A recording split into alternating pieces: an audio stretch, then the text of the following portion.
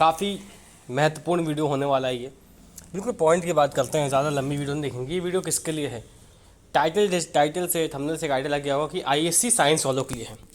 एक डाटा आपसे शेयर करता हूँ, इस साल का ही है, 2000 अप्रॉक्सीमेटली 25 या 26 में कितने लोगों ने पेपर दिया था। आईसीएससी का पेपर अप्रॉक्सीमेटली 2.6 लाख लोग देते हैं, और वहीं आईएससी का जो पेपर है उसमें से अगर हम बात करें तो अप्रॉक्सी 1 लाख बच्चे देते हैं। तो ऑब्वियसली आईएससी की जो स्ट्रेंथ है, ओवरऑल स्ट्रेंथ भी कम है, और साइंस की स्ट्रेंथ उसमें और कम है। अब इसका 50% आप मान सकते हैं या फिर 40%, डिपेंड करता है।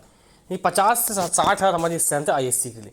बहुत सारे बच्चे जो आईसीएससी से सीबीएसई माइग्रेट कर देते हैं, पहली बात तो उनको लगता है कि क्योंकि सीबीएसई में एनसीईआरटी चलती है तो कंपटीशन फोकस वो ज़्यादा है और आईएससी कम कंपटीशन फोकस्ड है। ये एक मिथ है एक्चुअली। सिलेबस तो दोनों का सेम ही है, साइंस के कॉन्टेक्स्ट में बोले, चाहे फिजिक्स केमिस्ट्री मैथ्स हो, फिजिक्स केमिस्ट्री बायोलॉजी हो, सिलेबस सेम है, ऐसा कोई। और जहाँ तक बात है कंपटीशन की, जो एक्स्ट्रा मेहनत सीबीएसई के बच्चों को करनी होती है वो आईएससी के बच्चे को भी करनी होती है।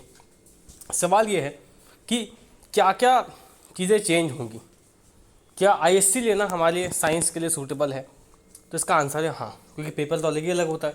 आईएससी का लेवल जो है, कॉम्पिटेंसी बेस्ड क्वेश्चन भी आजकल बन रहे हैं, वो लेवल अच्छा है।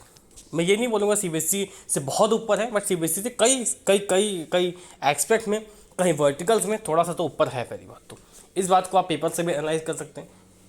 आईएससी में दूसरा फ़ायदा ये है, जो ये फ़ायदा मेन होता है कि सिलेबस तो सेम ही है, बट क्वेश्चन पेपर का स्ट्रक्चर जो है थोड़ा सा वो भी हालांकि सेम हो गया है, बट क्वेश्चन की स्टाइल थोड़ी सी उन्होंने अब चेंज की है कॉम्पिटेंसी बेस्ड क्वेश्चन में। तो जो बच्चे कंपटीशन की तैयारी कर रहे हैं उनके लिए पेपर और ज़्यादा रिवॉर्डिंग हो जाएगा। आसान तो होगा ही, क्योंकि कंपटीशन में तो उससे भी ऊपर के लेवल का पढ़ना पड़ता है, बट रिवॉर्डिंग होगा कि आपने जो मेहनत की है वो आपको बोर्ड में भी रिवॉर्ड करेंगे।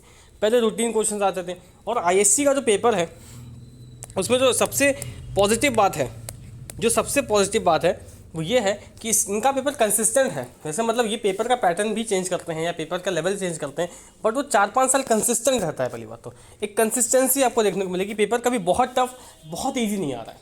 सीबीएसई में कंसिस्टेंसी हमेशा देखने को नहीं मिलती, कभी पेपर बहुत टफ आ जाता है, कभी बहुत ईजी आ जाता है। हाँ, सीबीएसई भी कंसिस्टेंट रहता है पहली बात तो, बट कभी कभार थोड़ा घपला हो जाता है। और आईएससी के क्योंकि कैंडिडेट्स का में तो एक ही सेट आता है पेपर का, सीबीएसई में तो मल्टीपल सेट आते हैं क्योंकि कैंडिडेट्स भी ज़्यादा है। और अभी जो रिसेंटली सीबीएसई की कंट्रोवर्सी चली थी उसके कंपैरिजन में भी आप देखो तो वो दिक्कत नहीं है। बड़ा सवाल आता है कि हमें आईसीएसई से हम आईएससी में जा रहे हैं तो डिफरेंस क्या मिलेगा? क्या आईसीएसई वालों को कुछ एज है? क्योंकि हमने साइंस सीबीएसई थोड़ी अलग पढ़ी है, तो इसका आंसर वैसे तो बहुत बड़ा एज नहीं मिलेगा आपको। आईसीएसई में जो आपने साइंस पढ़ी है ना, वो साइंस भले ही ज़्यादा है, पर घूम फिर के उसका लेवल तो 10th का ही है। लेवल नहीं चेंज होता है। सिलेबस ज़्यादा का मतलब ये नहीं कि लेवल ज़्यादा है, लेवल वही है। थोड़ा सा लेवल हम मान सकते, कुछ टॉपिक्स में एक्स्ट्रा भी होगा, बट उतना बड़ा कोई फ़ायदा नहीं मिलेगा। हमें क्या क्या स्टेप्स को ध्यान रखना है कि पहली बात तो क्लास 11th में अगर आपने पीसीएम लिया है ना, क्योंकि आपने या तो पीसीएम लिया होगा साइंस के स्टूडेंट हो, या तो आपने पीसीबी लिया होगा। कुछ और लोग होते हैं जो ये दोनों लेते हैं, तो ये जिसने जो दोनों लिया है, मतलब जिसका मैथ्स प्लस बायोलॉजी है, उसको बहुत हार्डशिप हो सकता है, क्योंकि दोनों सब्जेक्ट मैनेज करना बहुत टफ है। वैसे भी टफ होता है, बट इसका मतलब ये बिल्कुल नहीं है कि दोनों सब्जेक्ट मैनेज हो नहीं सकते। बहुत लोग मैनेज कर भी लेते हैं, बहुत लोग अच्छे मार्क ले भी आते हैं, बट हाँ टफ तो है। और सवाल ये है कि आईएससी का सिलेबस सेम है, तो सिलेबस पे तो ज़्यादा डिफरेंस है नहीं। क्या आईएससी हमें क्या अलग ऐसा ऑफर कर रहा है? क्या हमें एक्स्ट्रा कुछ करना पड़ेगा जो सीबीएसई से अलग? क्योंकि घूम फिर के आईएससी और सीबीएसई ऑप्शन, देखिए आईएससी बोर्ड में जो इंग्लिश होता है वो सबके लिए कंपलसरी है। इंग्लिश पे आपको ज़्यादा ध्यान देना पड़ेगा। आईएससी में जब साइंस में ट्रांजिशन कर रहे हैं तो ऑब्वियसली क्वेश्चन का लेवल थोड़ा सा एनसीईआरटी से ऊपर ही होगा, जो आपके आईएससी की बुक्स होती हैं। हालांकि वहाँ पे भी आईएससी स्कूल में भी एनसीईआरटी चलने लगी है, वो कोशिश कर रहे हैं सिलेबस क्योंकि सेम है। ये बहुत इंपॉर्टेंट है। तो एज अ साइंस स्टूडेंट क्या आपको आईएससी जाना चाहिए? इसका आंसर तो हाँ जाना चाहिए।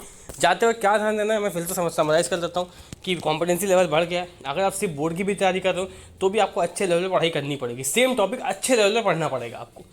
ये आईएससी वालों के लिए कंपलसरी है, क्योंकि 11th-12th दोनों, क्योंकि 11th जो होता है 12th का बेस होता है, और ये बहुत इंपॉर्टेंट है। 11th जो होता है 12th का बेस होता है।